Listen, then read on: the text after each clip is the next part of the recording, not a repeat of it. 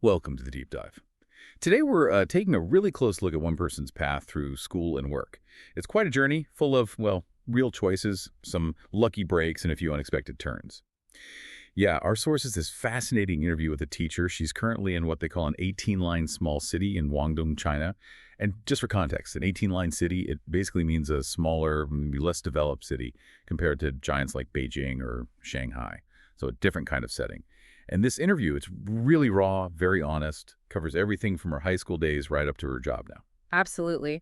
And our goal here is to pull out the key lessons, the insights from her story. We'll be touching on things like, how much those early decisions matter, the surprising stuff you find out about different industries, and ultimately how she sort of found her own way, her own version of, well, being content.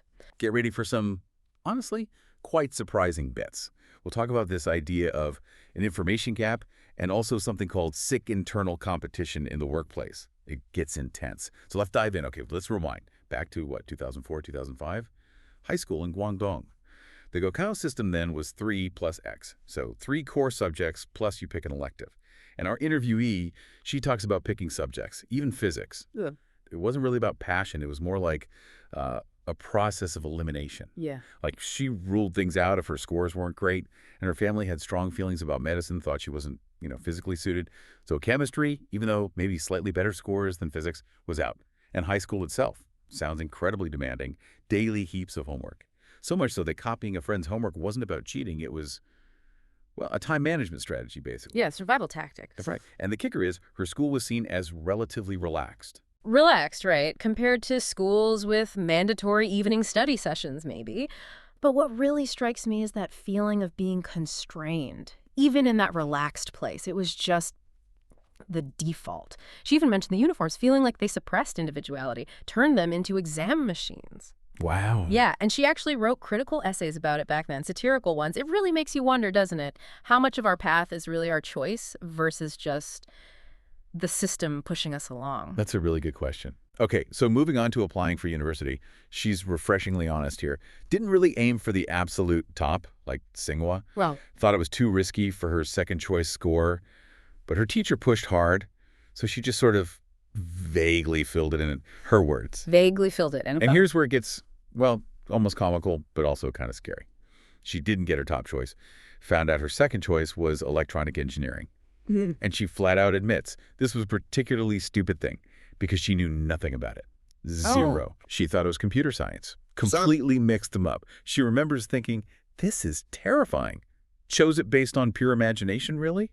Only figured out the difference, like a year into university. That is just a perfect illustration of the information gap, isn't it? Especially when you're young. Her actual major, electronic information science and technology, she described it like falling into a pit. Very signal processing heavy. Signal processing. So not coding apps and websites then? Not at all.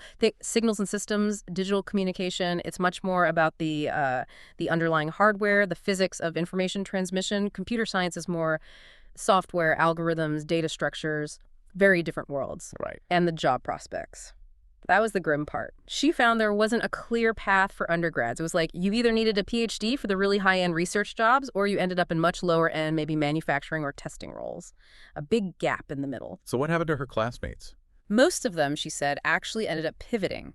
Got into computer-related jobs eventually, not really using that specific electronic engineering background. Okay, so despite finding the undergrad major wasn't quite right, she decides to do a master's.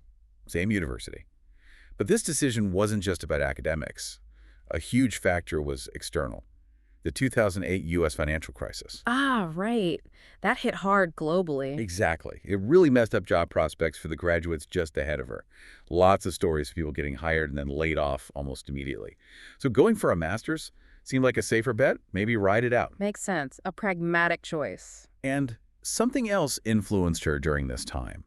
Some crucial advice from older students.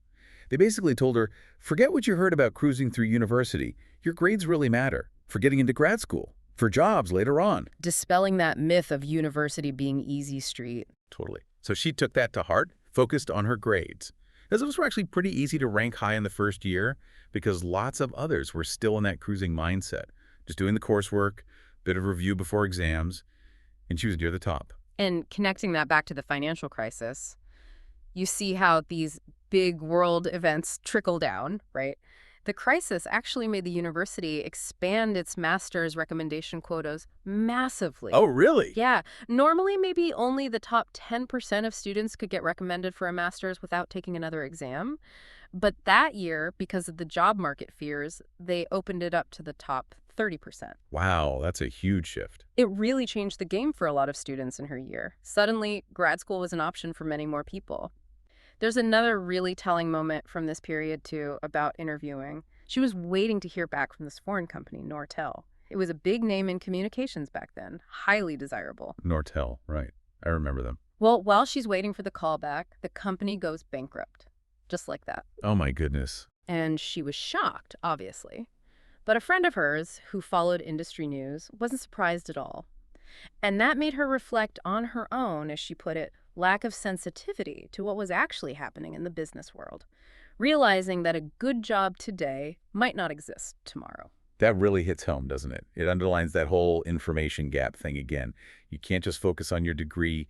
You need some awareness of the bigger picture. Exactly. You need that broader perspective. And her thoughts on the master's itself, they're quite revealing.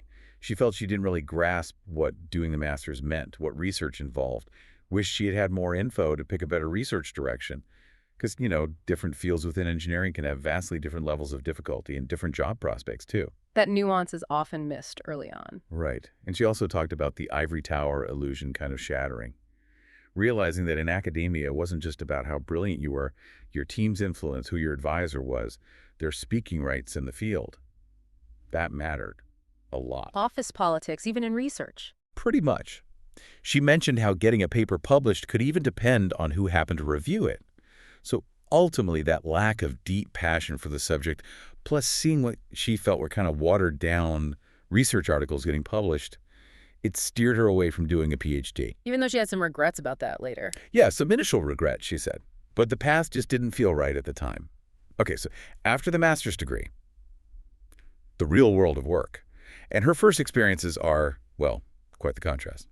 First internship, this was during grad school actually, summer of the second year, an internet company, e-commerce department. Role, product manager. Okay, sounds potentially exciting. Big tech, e-commerce. Yeah, you'd think. But she immediately ran into what she bluntly called trash corporate culture. Trash corporate culture. Okay, tell me more. Picture this. Work hours were just pathological. Staying late wasn't just encouraged, it was expected. If you left on time, you got stares. Wow. All-nighters. Common. Meals. Often skipped, delayed. Meeting signaled right through dinner time. And she described this intense, sick internal competition. The knee one we mentioned. People competing over who worked more hours. Like it was a badge of honor. That sounds incredibly toxic. Get this. One colleague apparently bragged that her husband wanted a divorce because she worked so much overtime. She saw it as proof of her dedication. That's deeply concerning, seeing burnout as a virtue. Exactly. And the work itself. What was all this sacrifice for? She observed that their department's product was basically just copying a competitor. No real innovation, no advantage, just burning investor money trying to grab market share. So unsustainable on multiple levels. Totally. And no surprise, that whole e-commerce department was shut down a few years later. Makes sense. She said she just felt constant agony there. The relationships with colleagues felt superficial, just work-focused. She couldn't see the point of the endless overtime. It's a powerful story, isn't it? A real warning sign about those kinds of unsustainable work cultures.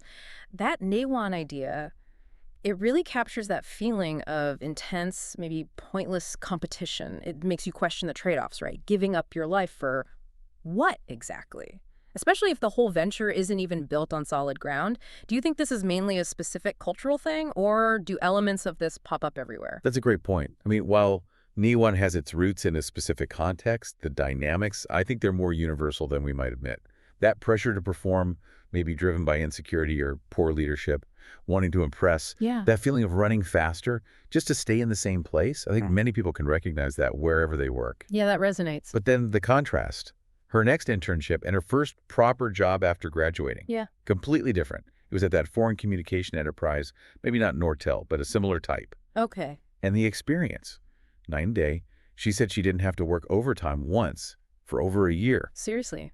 After the last place. Right. And the team was supportive. Mostly women, actually. She described them as very beautiful. Just a totally different vibe. It just goes to show how much company culture dictates your actual day-to-day reality and, well, your sanity. Absolutely. Huge difference. Okay, so let's fast forward. Present day, our interviewee is now a teacher at a junior college, and she's back in one of those 18-line small cities in Guangdong. So a very different pace of life compared to the tech hubs. Definitely. And her lifestyle now offers this really interesting take on work-life balance. She teaches maybe 3 fixed days a week. The rest of her work prep, admin, is more flexible. That sounds manageable. Yeah. And here's a really key insight she shared. She believes personal happiness. Hmm. It's less about your career itself. Oh, what is it about then? It's more about how you spend your free time, what you do when you're not working. Interesting. She finds joy in simple things, watching a movie she loves, reading a book she enjoys. She even pointed out that colleagues in the very same job can have totally different levels of happiness depending on their life outside work. That really pushes back against the idea that, bigger city, more prestigious job automatically equals more happiness. Exactly. And she had an interesting observation about small city life too, right? Particularly for married women. Yes. She noticed that for many married women there, free time gets completely absorbed by family responsibilities, Uh-huh. and that impacts their happiness. Whether they genuinely enjoy that family focus or, feel like they've lost their personal space, it varies, but it's a major factor. It's a great reminder that happiness is so personal. It's not just the job title or the salary. It's about autonomy, fulfillment, finding space for yourself, often outside the 9 to 5. Well said. It's about what you can do with your time, not just what you have to do. Wow. What a journey we've traced from the Gaokao pressure cooker through those tough workplace realities and landing in this more reflective life as a teacher. It really is quite a story. And the takeaways here, I think, are incredibly valuable. They really build on each other. First, that recurring theme, the power of the information gap. Yes, that electronics engineering choice is the prime example. Absolutely. Choosing a major without really knowing what it was. Her point was key. More information might not guarantee you find the perfect path, but crucially, she said, it can rule out some wrong options. That's so important. Avoid the pitfalls. Exactly. It really underlines why you need to tap into every source you can. Family, friends, mentors, reading industry news, talking to people in the fields you're considering. Don't just guess based on imagination. Good advice for anyone at a crossroads. Definitely. Second big takeaway. Her regret about not enough non-major reading during university. Right. She wished she'd read more broadly. Yeah, things like Simone de Beauvoir's The Second Sex, which, for context, is a really foundational book about, how society constructs gender roles, and it has huge implications for thinking about individual choice and societal pressures. Okay. And also classic science popularization books, or even novels by authors like Kundera or Kafka. So it's not just about knowing more facts. No, not at all. It's about developing critical thinking. Seeing the world from different angles, building like an intellectual toolkit that helps you navigate life's complexities, redefine success for yourself. It helps you see connections maybe where others don't, builds resilience. I see. Makes sense. Expanding your mental horizons. Precisely. And the final insight, this one really stuck with me. She shared this quote from a writer. Oh, yeah. People move forward in a fog. Only when he turns back to judge those of yesteryear does he see not a trace of mist on their path. Oh, that's quite poetic. Isn't it? It's such a beautiful way to put it. We forget the uncertainty, the confusion, the fog we felt when we were making those past choices. We judge our past selves with the clarity of hindsight. Exactly. And forgetting that fog, she implies, is forgetting a fundamental part of being human, of navigating life when you don't have all the answers. Because you never really do, looking forward. That's a really profound thought to end on. So listening to this, maybe think about your own journey. Where are you right now? Are there choices you're facing where things feel a bit foggy? And what could help clear that mist a little? Could it be more information, maybe some of that non-major reading, or just having more open conversations? Lots to think about there. Thank you for joining us on this deep dive. We'll catch you next time.